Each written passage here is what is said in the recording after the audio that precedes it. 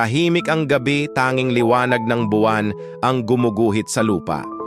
Sa gitna ng damuhan, may kakaibang mga bulaklak na sumisibol, mababango, mapuputi, tila niyayakap ng anino. Dalawa kaming naglakad, ako at si Liza, sa likod ng lumang bakod na halos natabunan na ng mga damo. "Tingnan mo, ang ganda," bulong niya. Sabik na nilapitan ang mga bulaklak.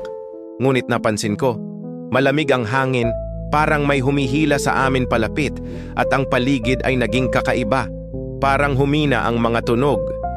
Nang hawakan ni Liza ang isang talulot, bigla itong bumuka, parang bunganga ng hayop na naghihintay ng biktima.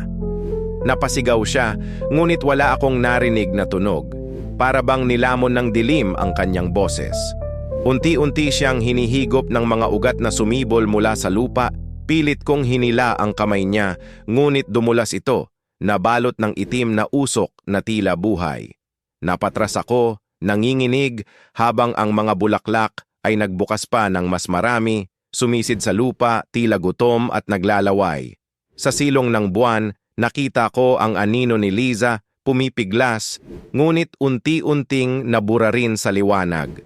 Hanggang ngayon, tuwing hating gabi, sumisibol ang mga bulaklak na iyon, at sa bawat bulaklak may mukhang nakatitig pabalik sa akin, naghahanap ng susunod na hahawakan.